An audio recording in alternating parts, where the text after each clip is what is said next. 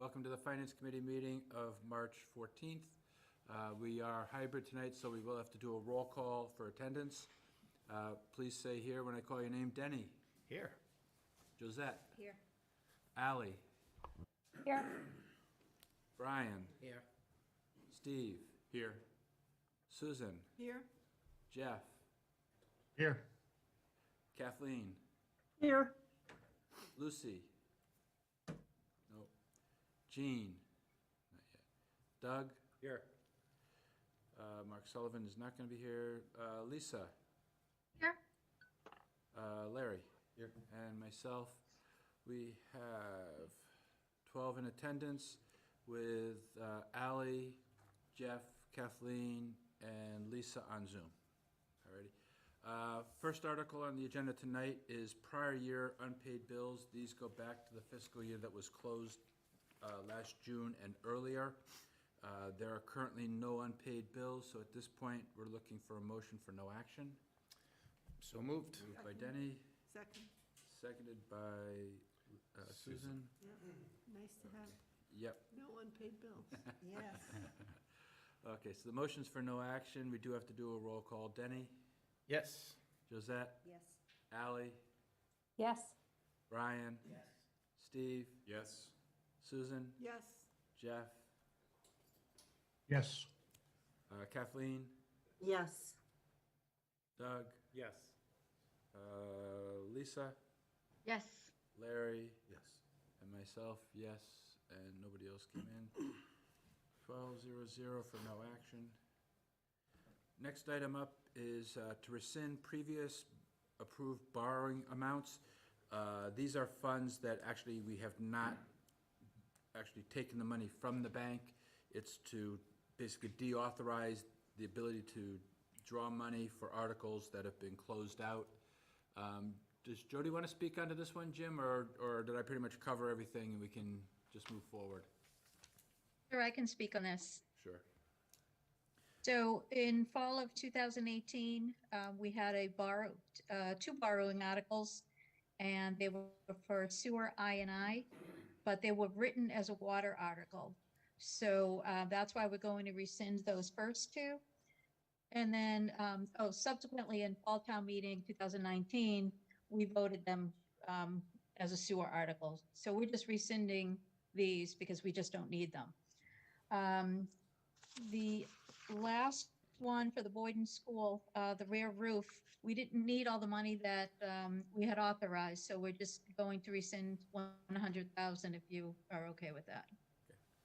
Right, so this is not money coming back to us, it's just to deauthorize the borrowing for money we didn't need. Did we That's borrow correct. the We 100? did not, We didn't borrow. did not borrow the No, 100. we did not. Yeah, it's just an open authorization. If the project was still ongoing, we could draw, but the project's done. Kind of housekeeping. Yep, Exactly, it's a cleanup. yep. Any questions on Article 15? Just a real quick question. Sure. May? So on the third item, does that mean we borrowed 290? Or we're- Yes, Okay. Exactly. We authorized 390 and only borrowed 290, right, yep. And the project is getting closed out somewhere around that 290 number, I would assume. One other, Yes. did the project come in at 290? In other words, we just didn't need it? Or did they fund the other money? Did is they that- fund it partially with cash or whatever? Right, is that building project? that was a full borrowing, you know, the 290, and that's all they needed, so there was no supplemental Okay. revenue. Has that project been closed out yet? I believe so, yes, Yeah, from 2013, I So would assume that's- so. Okay, yes. all righty. Thank you.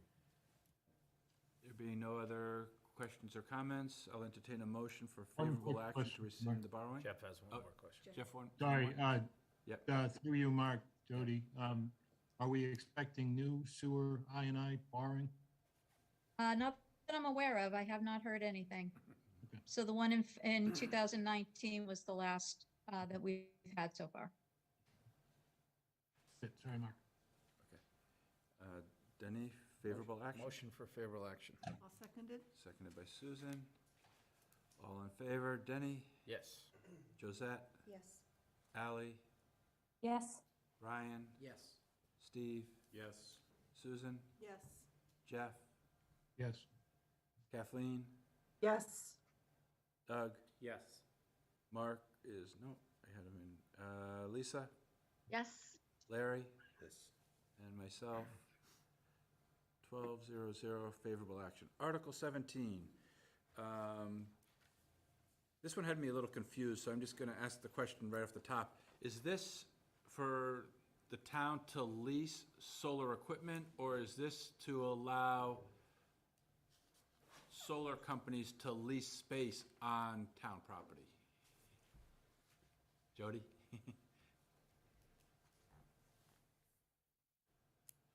Mark, it's the lease space on town property. Is to lease space, so we are not actually leasing equipment, we are giving an outside company an opportunity to use our rooftops and our grounds to set up solar. Okay, Yes. okay. Is there a presentation you wanted to make, Jody, or did that pretty much cover where we're headed? So that's why Mike Frisch is there? Okay. I think it's Mike, yeah. Okay, Mike's, okay. All right, what was that? Well, it's good to see you guys 3 nights in a row. Very grateful. I made it to the big table. That's the third one, which is good.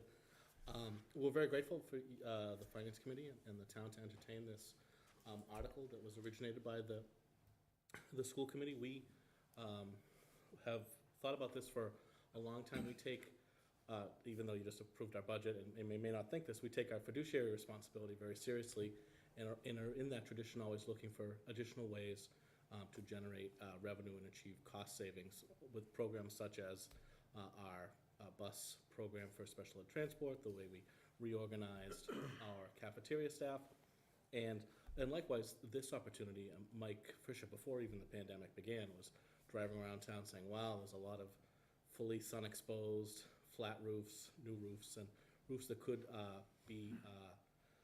be a good venue for solar. So unfortunately, COVID kind of put a wrench in our plans, and Mike's personally spent a tremendous amount of time keeping our buildings physically open and the physical plants safe for our students. But as COVID waned, we were able to work with the town's energy management consultant, which they entered into a consulting agreement with Norwood, Sharon, and Walpole.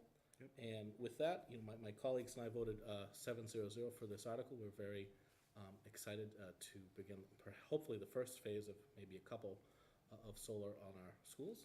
And Mike? Okay, thanks, Bill. Thanks. So behind me to my right is David Ruggiero. David is as Bill mentioned, the Town of Walpole Energy Manager. He's shared with Sharon, Norwood, and Walpole.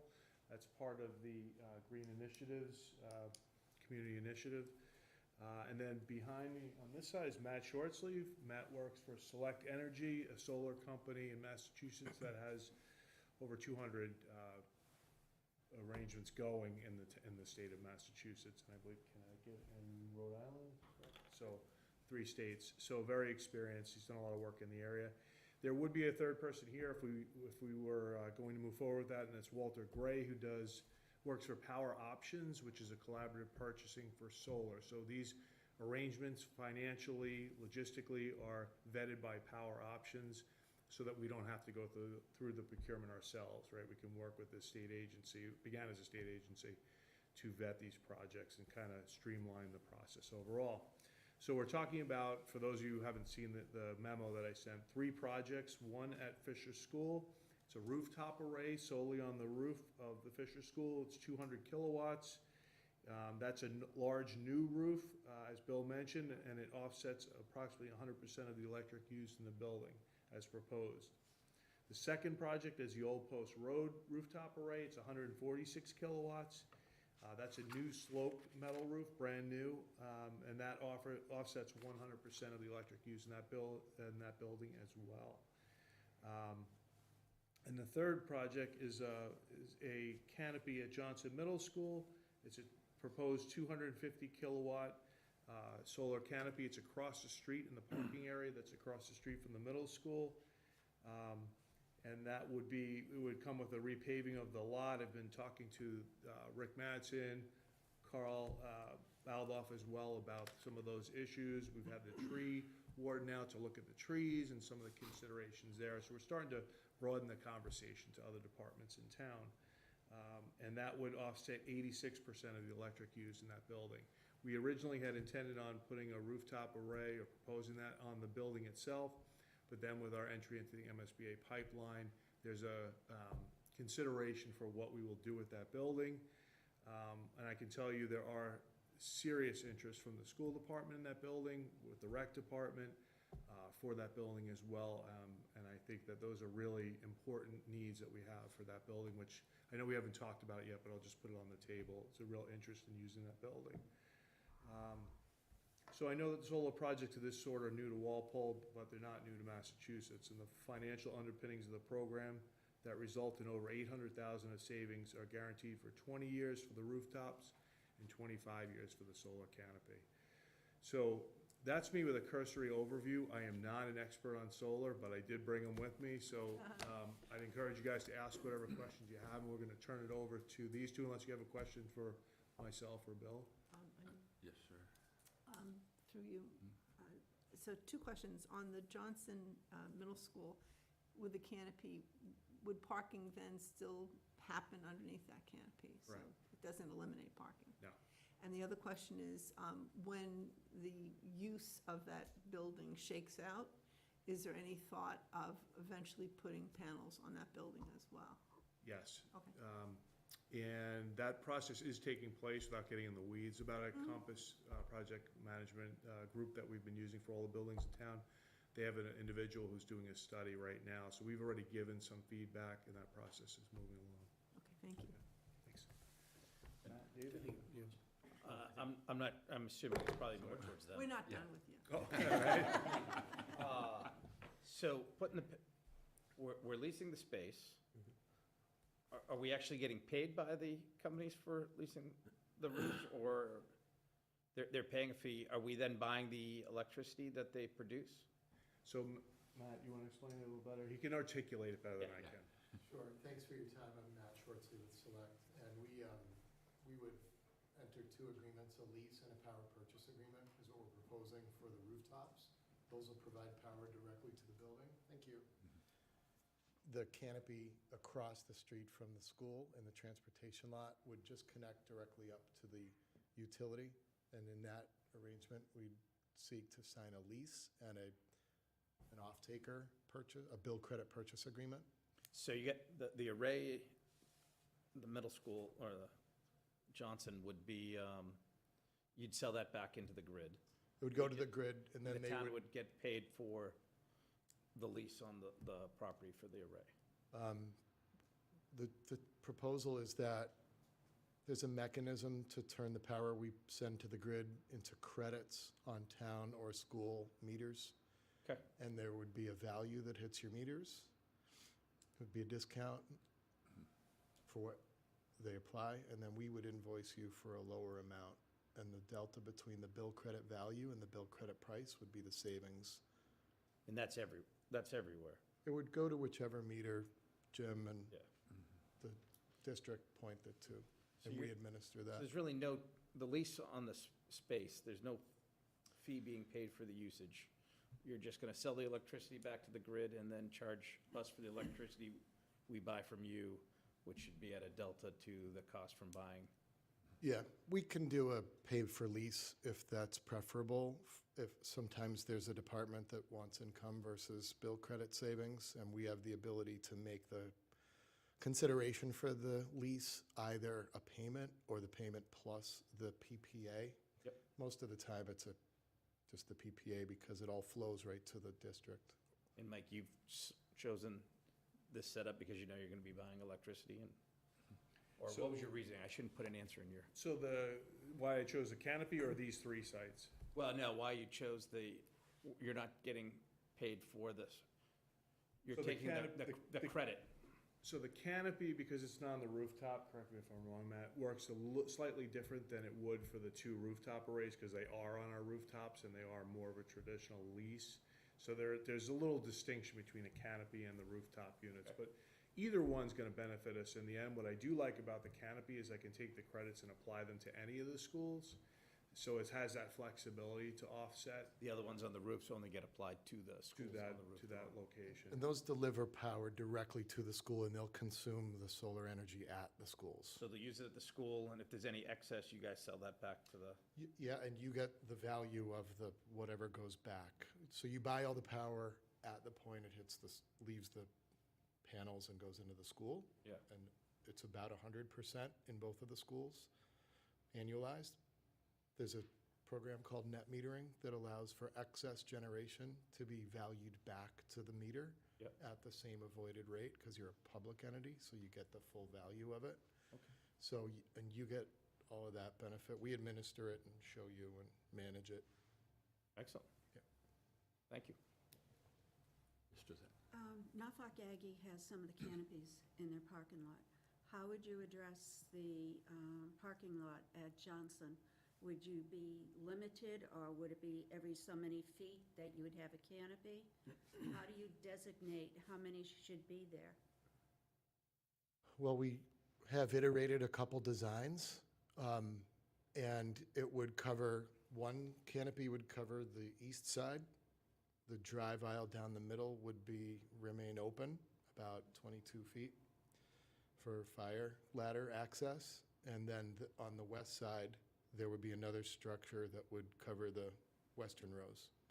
So it would be two structures with columns at the south, north, and middle to hold up the structure, and then the panels just go over them. So it'd almost be like a parking garage, but with panels as opposed to solid roof. Right. Yeah, that's what Aggie said. That's why Mike likes it so much. That was the other part I didn't put in the memo, but 8 years is a long time to be cleaning vehicles off. So. Well, I was gonna say, does that save on some snowplow? Oh, it's huge. I mean, that's part of the initial thought of this thing, was that it was just it's too much. It's, there's only 3 or 4 of us. I've enlisted my family, my kids, one's in college, can't call him back, so the group is getting smaller, and having a superintendent out there, we had Jim out there one day, so really, we need a solution, and that program is really robust, so I want to maintain that. Good. Yep, Larry? Another question is, who is paying for this? I think you touched on it, but is there going to be any initial output by the town? How is that going to work? Have you made an agreement on that yet? Yeah, the proposal is that we'd pay for all the solar work and all the the development expense, the purchasing, the installation, and the interconnection. And then we're a developer and a construction company and an asset management company, like a property management company, out of Hopkinton. And we manage about 650 of these in New England today, with a network operations center and a bunch of technicians who drive around and keep the systems up and running. So we invest and own them and operate them and then service them. The town would be responsible if there were any costs. It would be, as we talked at the parking lot, like repaving after. Is there a service to pull? There's some trees in that lot that would, if removed or shortened, would make more solar production. It's not in a residential area. But depending on what the outcome of that is, we'll figure out exactly how much, space that'll, cover up and what the final design of the project will be. But we'll go through the engineering and go through the planning board process, and that's our expense. The agreement would say that you proceed up unless the price gets to a point where it's all our risk and we would have to take our ball and go home. With the increase in energy, because of the world situation and everything's going on, is this all being taken into consideration? Or are you locked into so much per meter, and then if it increases, what happens? Well, our proposal is to have a fixed price for the energy coming off the panels at the schools. It'll be fixed. The superintendent signed a letter of intent right around the beginning of the year, and we've initiated the first development steps, which is the electric engineering, the utility application, the incentive application. And now we're working to get on the town meeting agendas, and then ultimately, school committee select board will authorize to proceed, and then we would develop it. The two at the school, the fixed price estimates, this depends on the outcome of the utility work, et cetera, but is, you know, in the 8, 9, 10 cent per kilowatt hour fixed price for 20 years. Okay. That displaces not just supply, which is at a 13-year high right now.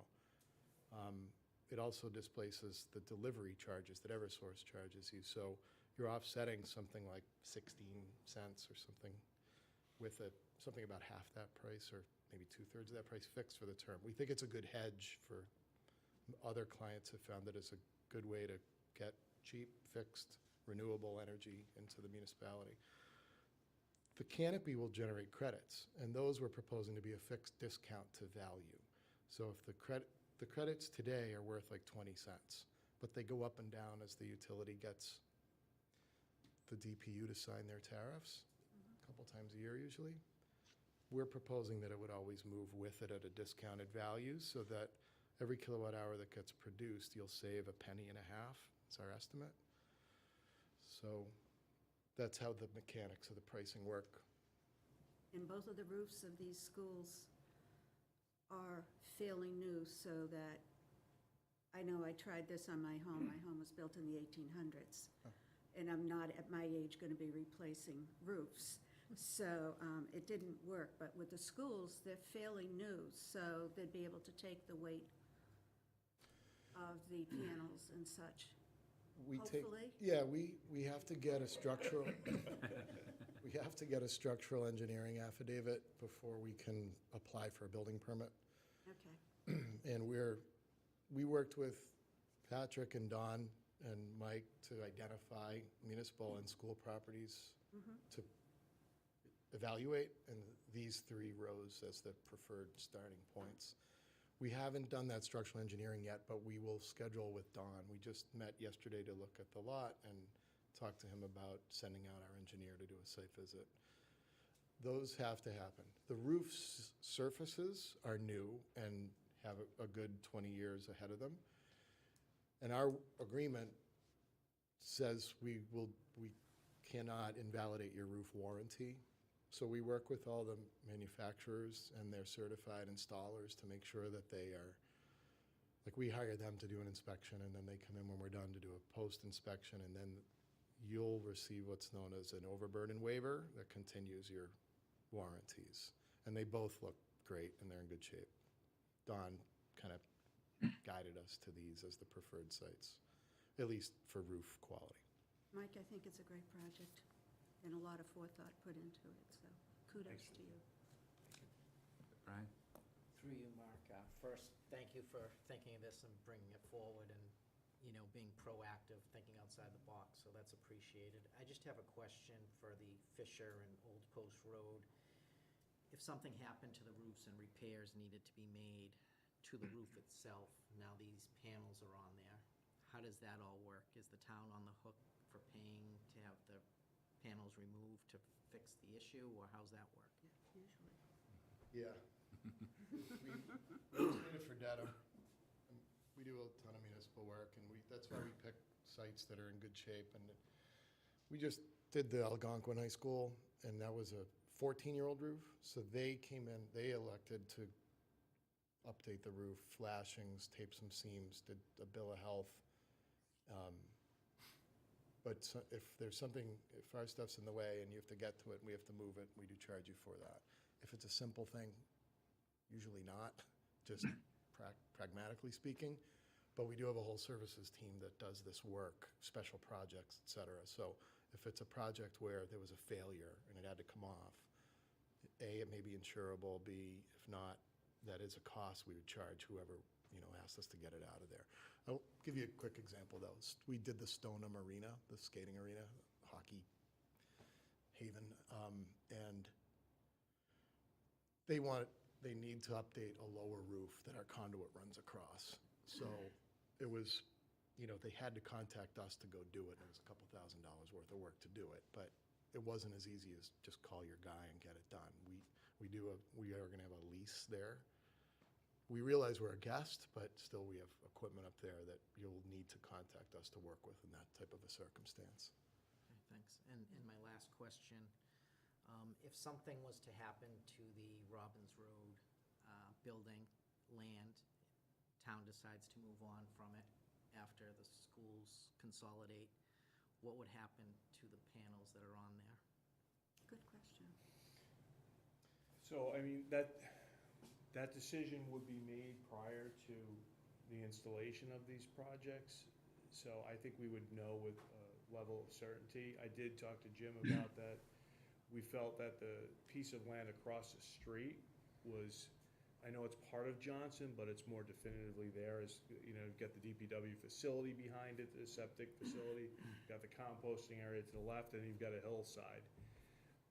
The likelihood of that selling is even less than the Johnson Middle School, but the Johnson Middle School, I think, you know, obviously we'll investigate, but I don't think that hopefully is going anywhere. So I think that we'll have that certainty, I guess, to answer your question, before we move forward.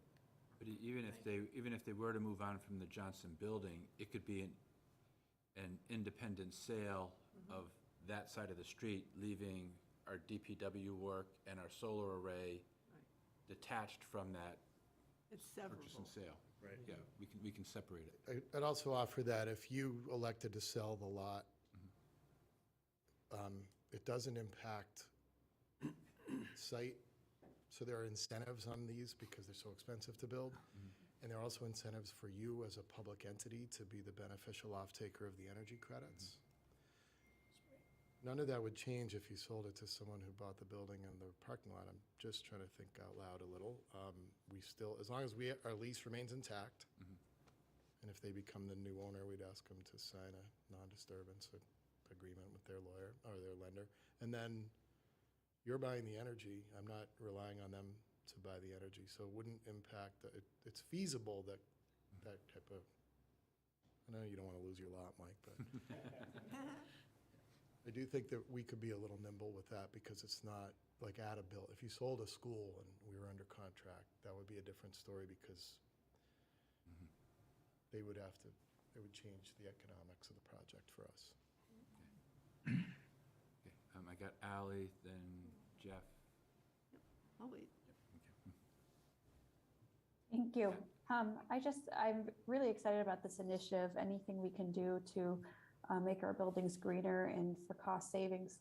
I did have one safety question, just from experience with a building that has a significant amount of solar panels on the side, that when it snows, it seems that there's this moment where the entire roof just comes sliding down. And I just want that to be noted when we start thinking about where these are going on the roofs, being at their elementary schools, in proximity to playgrounds and entrances. If I may, we have planned on the pitched roof areas with pedestrian walkways or anything below to put some snow guards on them to catch slides. So they will come off, but they will come off in smaller pieces.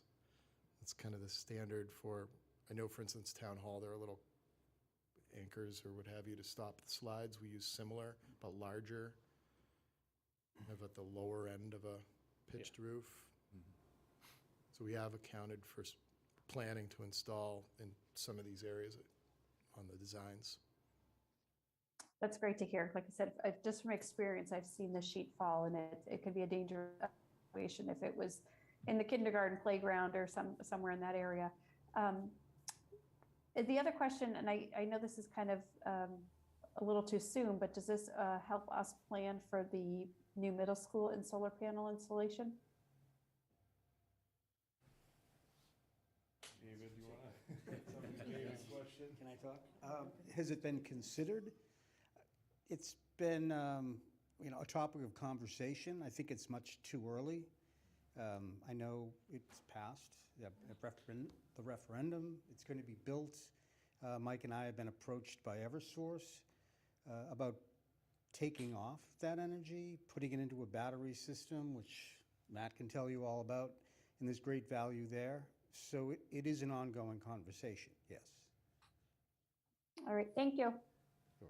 And actually, just to follow up on that, the middle school building committee did say that once they get their architect on board for full design, as they go through the design process, they're gonna be pricing things. And solar at the new middle school is on the agenda, but it comes down to how much of a price it's gonna cost in the construction process, and is there value to putting it in now as opposed to putting it in later? So it's, once the architect's on board and they get into that full pricing of the building, it's on the agenda. It's just a case of what's the price tag. Jeff? Thanks, Mark. I think I had sent you an email earlier, but Yeah. wasn't sure who was going to be here. But just to kind of summarize a couple of questions and comments I had, I think to Mike or anyone else, is there any purchase option during the term of the lease? So there are purchase options. Actually, I'm gonna put it back to Matt because it's part of the structure of these solar programs, and it's a little bit beyond me on the explanation for that. Yeah. Thank you for sending those early too, Jeff, by the way. No problem. Yeah, the town will have the option to purchase the systems in years 7, 10, and 15. There's a investment tax credit that we have to have in common ownership for the first 5 years. It takes a year to get it out of that, so we made the standard of 7. Starting year 7, you'll have the option. Sometimes there's a refinance after that, so that's year 10. And then 15, we wanted to give you another option at probably pretty low cost at that point, probably still productive. I think the maintenance question, I don't know if that was in your questions, Jeff. No, I think the next question I had was specific to Mike. Any other options you've explored? We're talking about, leasing the space, leasing the panels, buying, entering into a PPA agreement. Have you or the school committee looked at any direct purchase option of a proposed solar array on any of these sites? So I think Matt can put context to that question, but I would say that we have not, the power options, collaborative purchasing through the state that I mentioned earlier, does a great job of vetting these types of projects. I think you're gonna find that the PPA agreements that we're looking at investigating here and talking about are much more common than the ownership. The one concern I have about ownership really is the maintenance of them. So who within our DPW staff would be trained in this and equipped with the equipment and the manpower to maintain this type of operation? I wouldn't be comfortable with it. I don't know if Donnie would. I have a feeling that he's got his hands full already. So we were looking more toward the leasing financial incentive. I don't want to be in the solar business, like hands-on solar business. I just want to get the financial benefits and the benefit to the environment, obviously. Thanks, Mike. Okay. I didn't want to be in the streetlight business either, but that's kind of worked out well for me. If we're looking at additional municipal buildings, just to start these first 3 sites, we're looking at other options. Obviously, that need might be there, so but maybe something we can address. Back to the Robbins Road site, I did make the comment, it's been brought up a couple times by other individuals. I would like to see a little bit firmer, some firmer ideas on what the reuse of that campus is going to be before we commit to a school capital project on any, part of that. And I think the other comment I had is, have we gotten any buy-in from water and sewer, given that this is an Area 1 Zone 2, where that parking lot is? So to your first question, I think it's a good question and discussion for the school building committee, since we'll have Compass there. Compass's staff member is the one doing the analysis of the building and its potential future uses. I think there's also a significant stipulation about the finances. If we were to sell that piece of property, the proceeds would go to, in part at least, I don't know if it's in whole, would be going back to the MSBA as part of this project. And that's something that Compass shared with, Brian Jarvis specifically shared with Jim Johnson in a recent meeting. I don't want to speak to the details, but they're going to get their fair share of that property. So that might really limit our options. And then your second question was? Sewer and water input. Sewer and water. So I spoke to Rick Mattson today about that. Obviously, his former experience would tell us, would give us information. He didn't think that they would have an issue. His big concern really about doing the clearing of the land is any erosion. So he would want to make sure that if the trees are removed, that's a hillside on the right side of the lot and going back to the DPW facility. We just have to make sure that any erosion is prevented. And then he thought that that would be fine. And the DPW side, the septic side, he didn't have any issue with removing those trees. I had a similar question to Josette, and that was, regarding Fisher and OPR and, the physical structure being able to support these. Is it kind of preemptive to make a vote on this now without knowing the answers to that? Actually, Or I guess, how would that be addressed during, the assessment of the building? Let's say, you come to find out that structurally it can't support it, it's gonna be whatever amount to get it up to standards to be able to support an array. The article before us is to authorize the Board of Selectmen to enter negotiations to create a lease. And once the Board of Selectmen say, yes, we've agreed to lease terms, they've got to go through the whole permitting process, and at that point, they'd say, we've done a structural evaluation, or we haven't done, and planning board, zoning, building department would say, we need the structural analysis and your proof that it'll support what you're planning on putting there. So this is only a first step before they can even get to evaluating the buildings and filing for permits to go forward. We're just basically saying the Board of Selectmen can create a lease agreement to allow them to say, okay, we've got a plan in place, now we can start investing in the next process of getting permits and evaluating the structure and so forth, to move forward and then finally locking in that lease when the project is built. Correct? Step one, okay. Thanks, Mark. I think my final comment, and, maybe to town administration is, there's buildings that are more solar ready, such as the police station, which was outfitted to be able to accommodate solar as is. The infrastructure is there. And why we aren't considering, projects that are a little bit possibly easier and, quicker return. My response to that, Jeff, would be basically it's Patrick and I. One project at a time. Right now, I'm dealing with 3 major capital projects, so it's on the agenda. And this was brought forward by the school committee. Right. So that's why it's going to the schools. But we want to be clear, it's your buildings, it's Yes. the selectmen's. Right. Yeah, but, We don't own them, we just Right. occupy them. understood. And to that point, if I owned a building, I'm not sure I'd allow my tenant to put a solar array on the top. Lisa's got her hand up too. Yeah. Lisa? Okay. Go ahead. Yeah. I got Lisa, Okay, then Larry, me? and Thank you. Doug. I understood from the response to Jeff that obviously it's very early days. But we've been burned before with tree removal and with everyone sort of assuming that the minimum amount of trees necessary for a project will be removed, and then later discovering that the easiest thing for the people doing the project was a lot more tree removal than maybe other people would have wanted. So, so perhaps it's really too soon to address this, but I know you did mention the possibility of erosion at the Robbins Road site. That obviously is of incredible importance that we be respectful of the environmental needs of that site.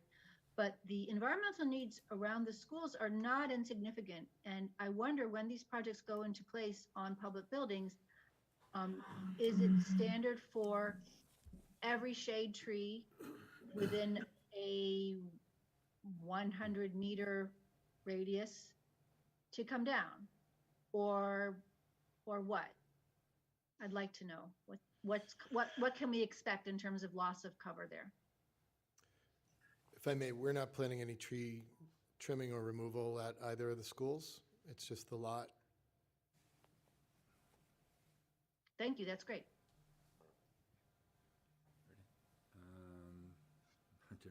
I think It was Larry.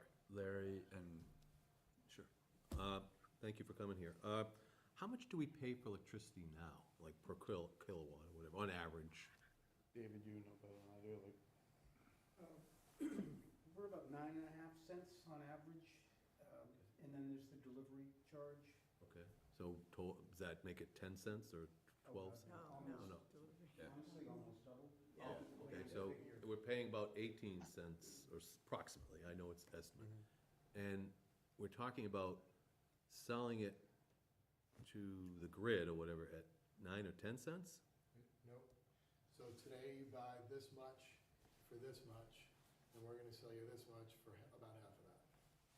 You're Okay. gonna displace what you buy through the wires at the schools, right? We're gonna put solar in, it's gonna wire right into the building.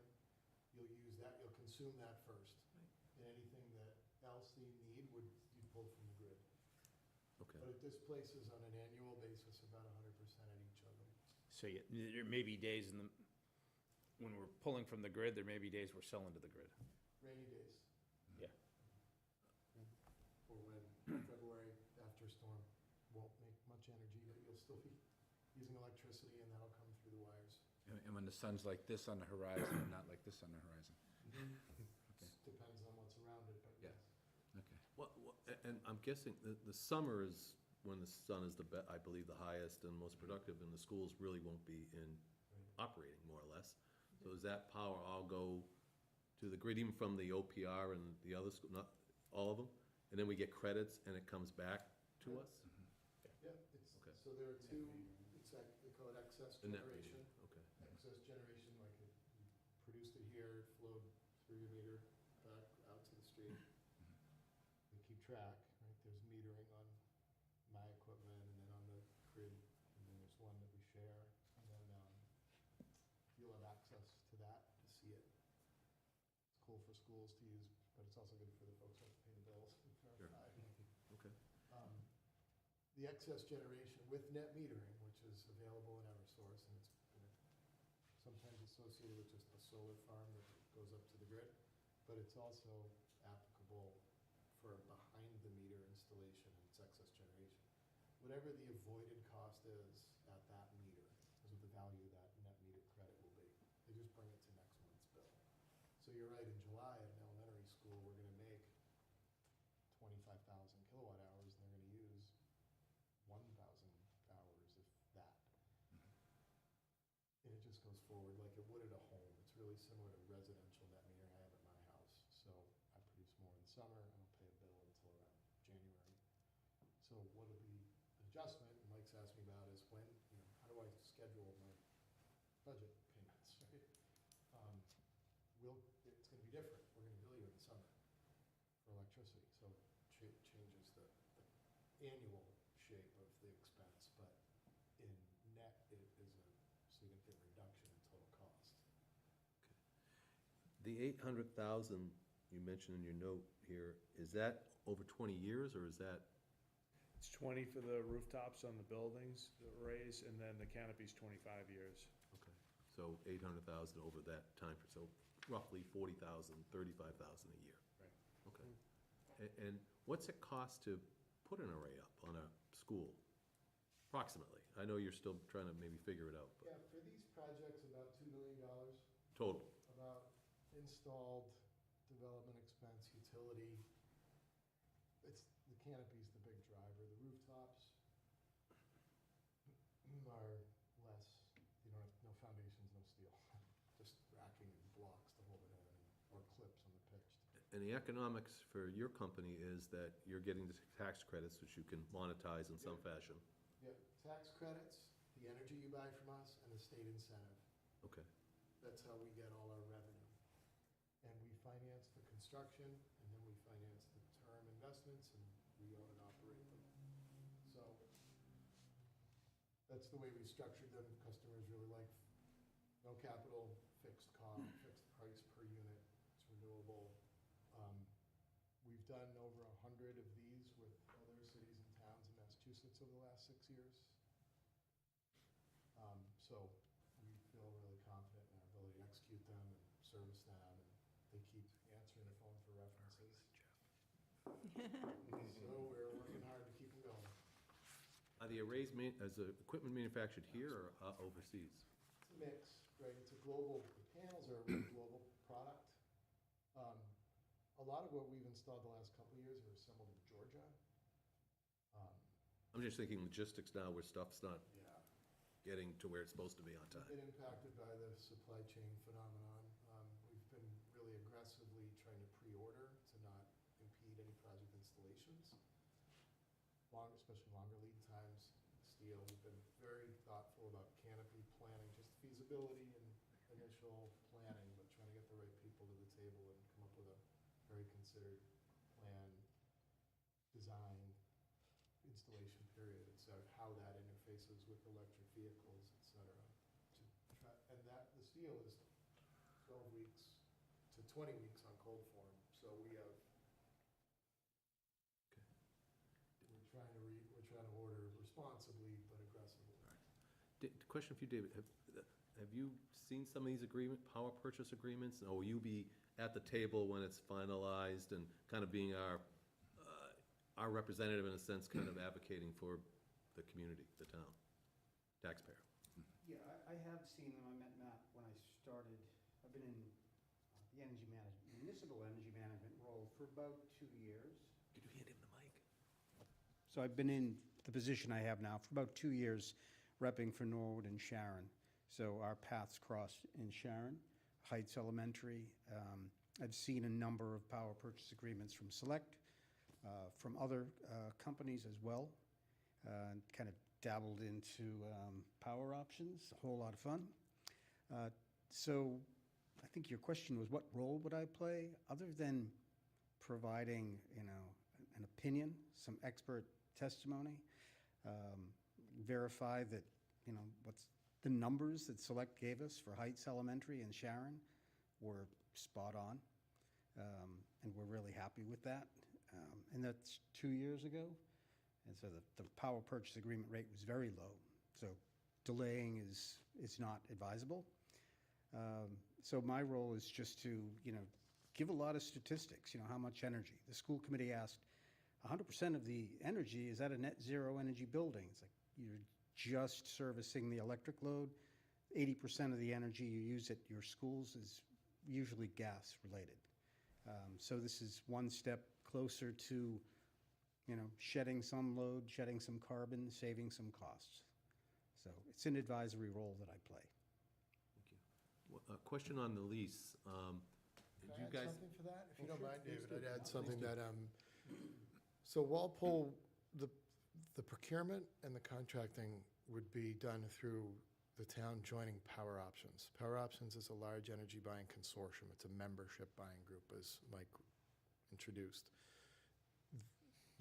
There's a solar program manager who will play that role to verify that we're working from the standard contract and that the project economics are compliant with their RFP that we were awarded. And so you'll have the benefit of your team and the facilities folks and an advisor, but also Power Options sits on your side of the table. And Walter Gray was introduced, not here today, but he would be your solar program manager, and he's, kind of work for him, if you will, but we work very closely together with customer engagements. Is he with the state? He's with Power Options. Which is It's a consortium. of course. It's a membership nonprofit that buys energy for its members, and they do it by conducting these procurements, selecting providers, and negotiating contracts for their members to opt in to buy into. So if you're a member, they have electricity and natural gas. We do solar and energy storage, and they have an EV program. And so you can join, contract with us, and participate in their other programs if it's beneficial to Walpole. There are almost 500 members in over 100 municipalities. Can I ask you, what's the cost to be a member? Is there a cost? I think it's $1,500. It's in that range. Okay. It's a nominal amount. Do you plan on using any batteries to store power? And I'm just wondering, Question. the safety of it, I guess, especially someone mentioned schools and all that also. These projects don't call for battery storage. The economics really they're too small. Small commercial batteries aren't as impactful. They can play a resiliency role on a place that was like a shelter, but they're not a real economic. So there's no Small battery. ones. hopefully we'll talk to you about Bird and support the design and early economics, and it may likely, I mean, depending on the size and enrollment and the energy intensity, if it can hold a large solar array and it can hold a large battery, it can really be a significant benefit to reducing your demand charges, the other side of your electric bill, and participating in market programs, things like that. But not, and then safety-wise, there's a whole protocol that we go through for wiring into the panel and extinguishing standards, and we have an OSHA 30 safety training officer on staff who makes sure all our PMs follow it. We're installing them now in Sharon and 2 in Fairhaven, where we did PPAs just like these last year. But these 3 do not have batteries? Correct. Okay. On the lease, the residual, most leases have a residual value at the end, maybe $1 or some other computed residual.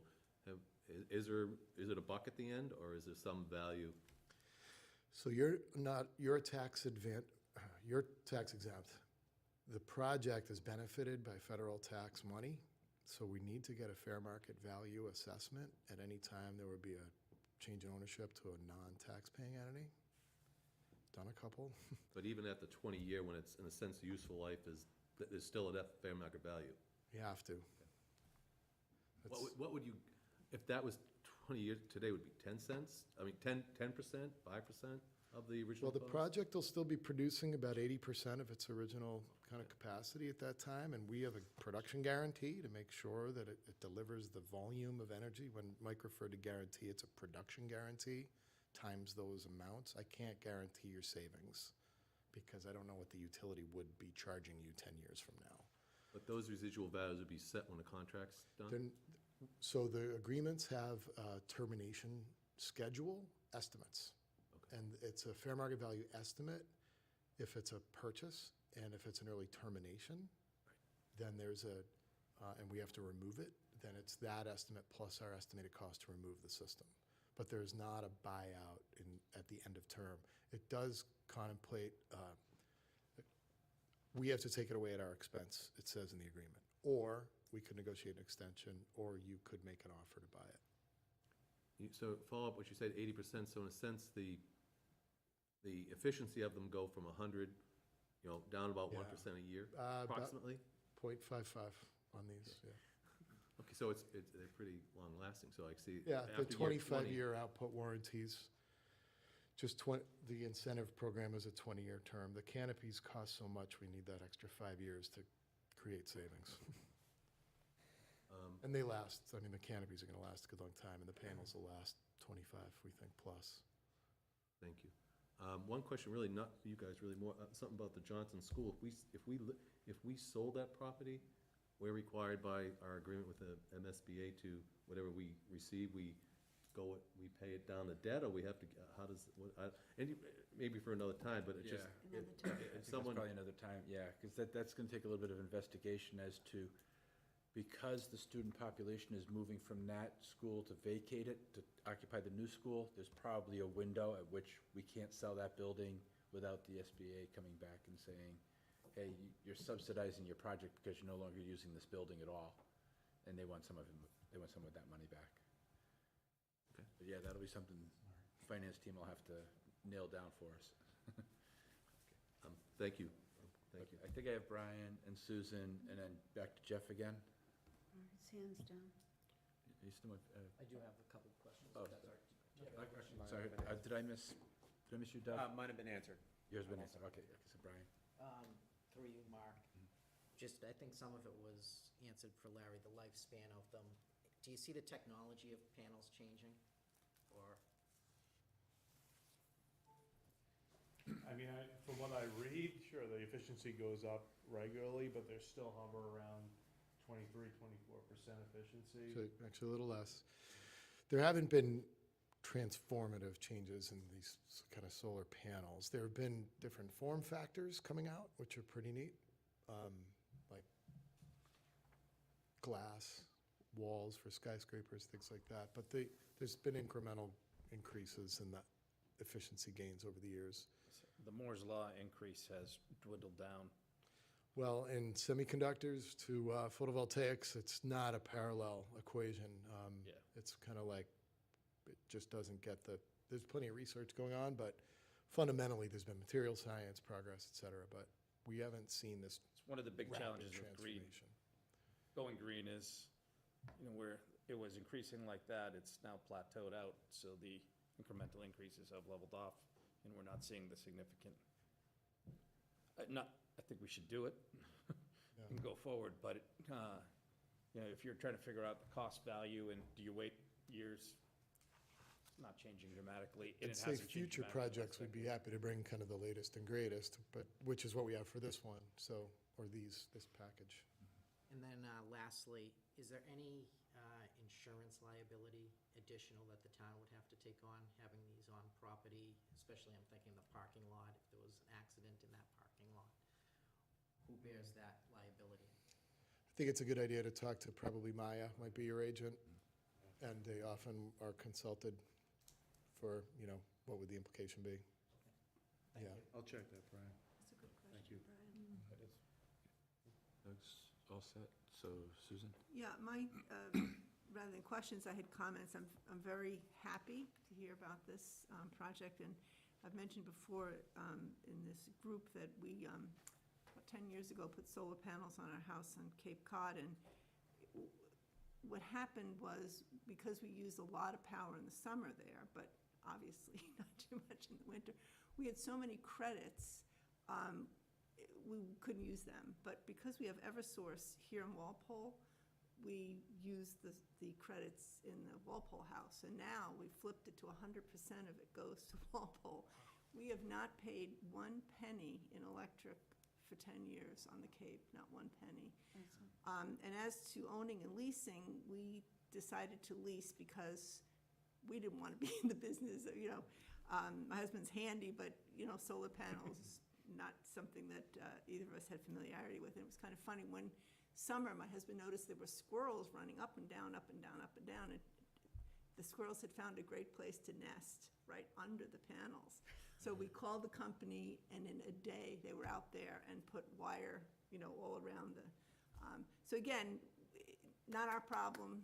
We just picked up the phone, and the problem was solved. So I'm a big proponent of this. I mean, I've seen it work personally, and I also think, yeah, the technology is going to change, but if you keep waiting for like the optimal best, well, then there'll be something else. So I think we need to jump in, and I'm very excited about this. And I think as time goes by and we look at other buildings in town, be they school or municipal, we'll follow the technology, and wherever it is there, hopefully we'll jump on board. So very happy that you're thinking in this way, and I am totally on board with this. Great idea. Thank you. Jeff, do you have more questions? No, but I didn't, but I will, just following up to Susan's comments. I think one of the things that concerns me is we're going about this, which I believe in solar, believe in going green and all that. I like the idea that we're looking at options.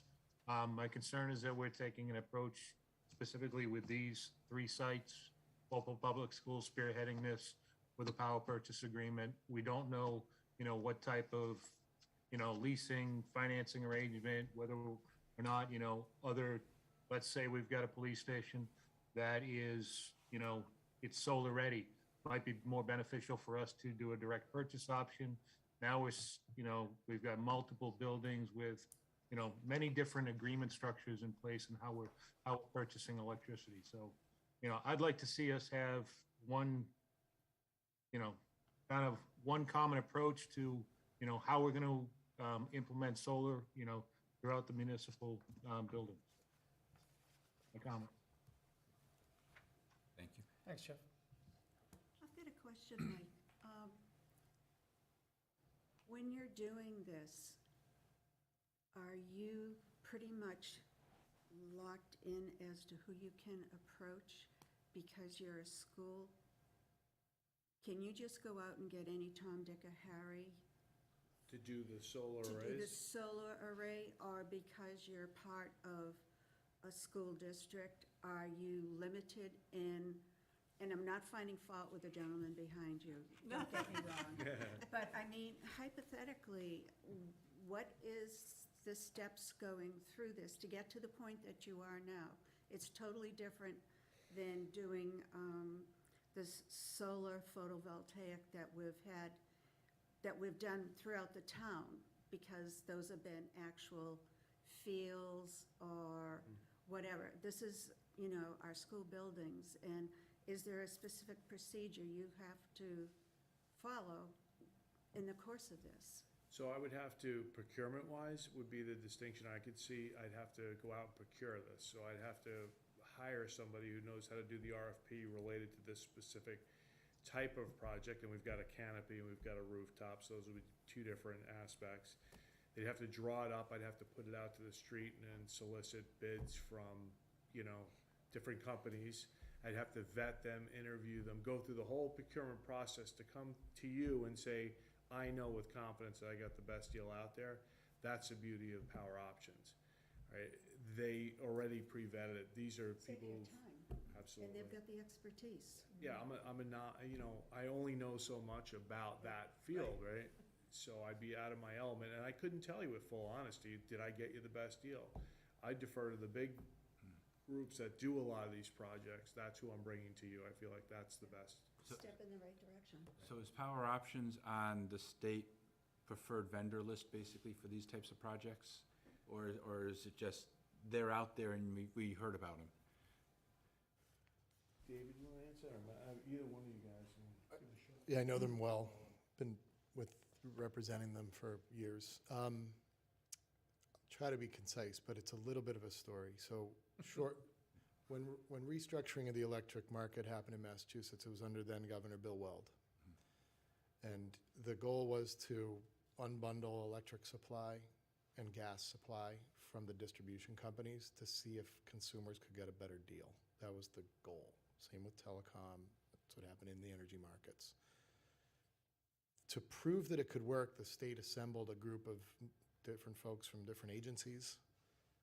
The Housing and Educational Finance Authority is where Cindy Arcate worked. She used to be the Undersecretary of Energy for about 10 years. She ran the National Grid Assistant General Counsel office for a number of years before that. So she was an energy expert. So she got nominated to go run the bid and go solicit the volume from Bunker Hill Community College and Mass General Hospital and the City of Boston and Worcester Housing Authority and a group of other folks like that.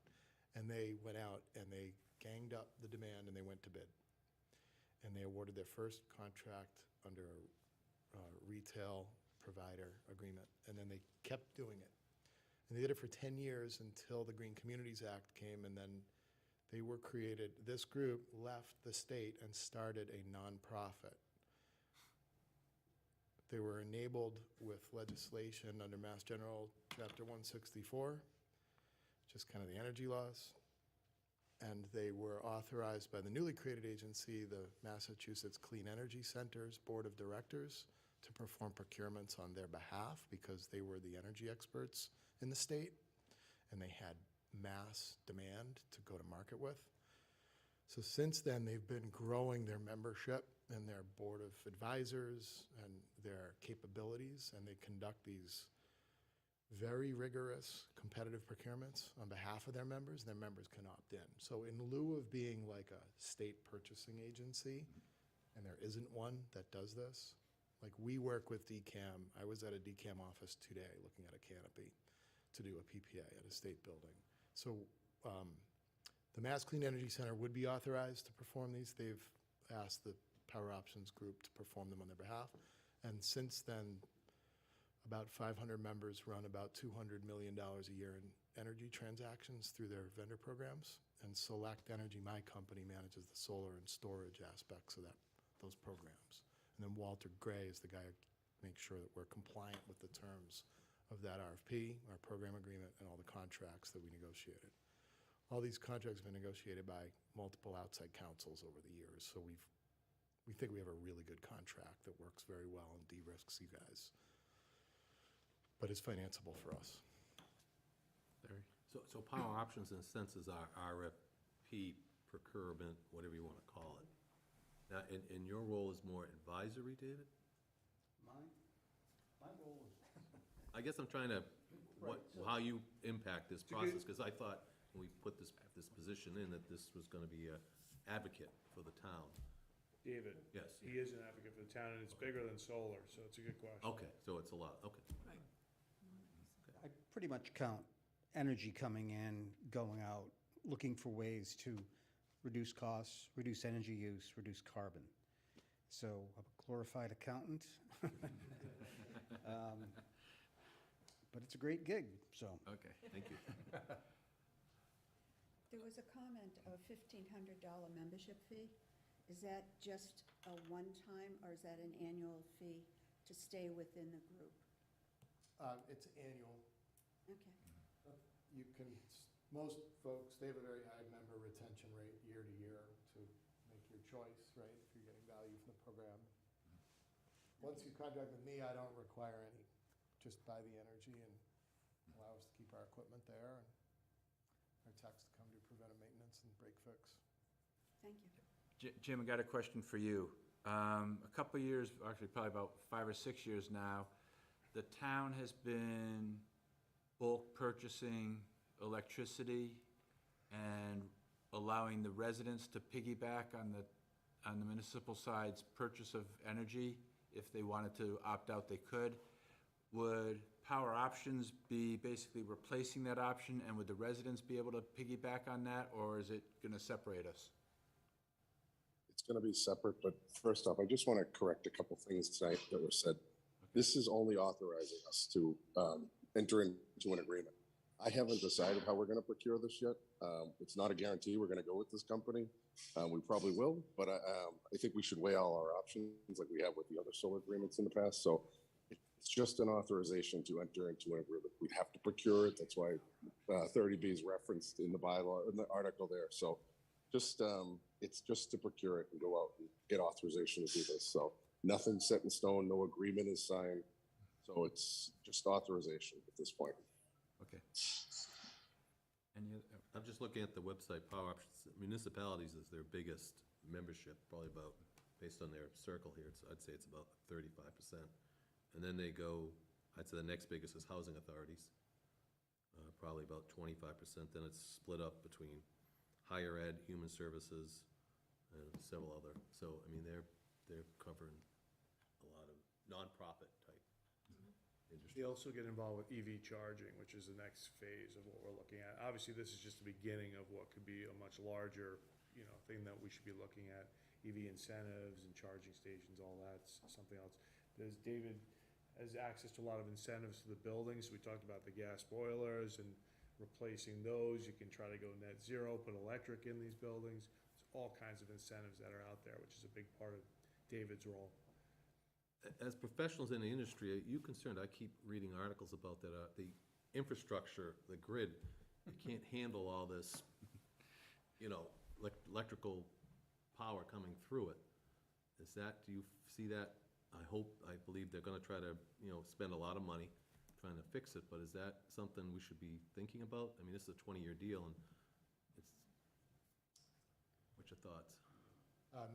Every project we do that receives incentives has to be interconnected to the investor-owned utility grid. And we have plenty of concerns. It's an old grid.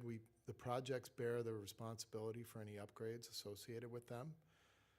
Jim's right, this isn't a done deal. We go through a development process. We're gonna ask for the contracts really soon, but we fund and perform the development activity.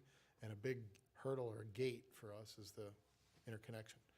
The small ones, so we have weekly standing meetings with Eversource. We do about 20% of the commercial projects in Massachusetts, 70 to 100 projects a year. And we meet with Eversource every week to look, because we have the biggest interconnection queue, do about 20% of the incentive awards in the state every year. So on the commercial side, we don't do homes. We do some big farms, but a lot of our work is at the buildings. So it's a process, right? We're hopeful that there will be, more investments in the distribution grid to be able to support more distributed generation and EV charging and other things that are going on that used to just happen over here and flow that way. Now they go everywhere. So it's a big public policy initiative. There are funds that are targeted in the infrastructure bill. There were only 10,200 asks amongst municipalities for the ARPA money, so we'll see how the infrastructure money comes in. Hopefully some will go to the grid. Thank you. And then I'm going to counter that with, or add to that, where Matt's talking about production and the integrity of the grid. A lot of the recent funding that the DPU released, $3.94 billion for energy efficiency over 3 years in the state, goes to fuel switching. And you're talking about all this electricity being used to replace natural gas. And if the simple economics is, if you use an electric system to heat buildings, and we're going to take the new bird, as it was called earlier today, the new middle school, it will consume about 40% less energy than the existing school does. And it's going to be all electric. Because of two different power sources, in other words, gas versus electric. Correct. So it's much more efficient.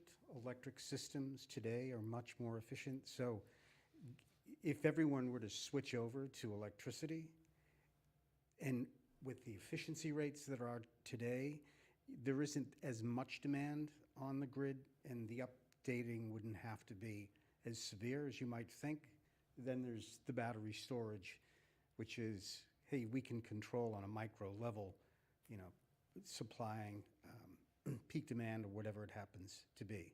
So yeah, there's production, then there's consumption. Let's ramp up production, let's ratchet down consumption, and find a nice equilibrium in between. So, Thank you. I think we covered both, right? Any other questions or concerns? So what's before us is a request for favorable action to authorize the Board of Selectmen to seek out and enter into lease agreements so that a project like this can move forward at these facilities. Mark, one quick question. Yep. Jeff? Does the voting verbally on does that only allow them to enter into an agreement for these 3 specific locations? Yes. The article is written just for these 3 locations as a starting point. As the town identifies more resources and opportunities to do it, they'll come forward with additional articles. It's kind of piecemeal, but it's like, you gotta get yourself comfortable with a project and see the benefits, and then move forward with others at maybe a larger scale, or just cycle through and get comfortable adding a couple of projects every year. We're happy to be guinea pigs. What'd you say? We're happy to be guinea pigs. Yes. Okay. So, motion for favorable action for Articles 17. 17. Second. Seconded by Susan. In favor, Denny? Yes. Josette? Yes. Ally? Yes. Brian? Yes. Steve? Yes. Susan? Yes. Jeff? Yes. Kathleen? Yes. Doug? Yes. Lisa? Yes. Larry? Yes. And myself. 12-0-0 for favorable action. Thank you, gentlemen. Thank you very much. Thank you very much. We'll see you for the hearing. Our next meeting, tentatively right now, is Thursday, March 31st, which will be to address the remaining articles that we haven't voted.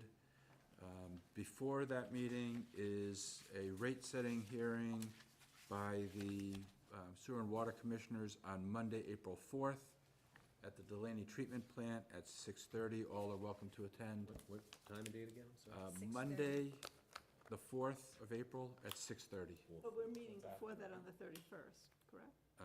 That is kind of in limbo right now. Yeah, on their 21st, articles, wasn't it? the 31st, we will be, well, we're gonna vote on various articles on the 31st. The sewer and water articles may or may not be voted that night.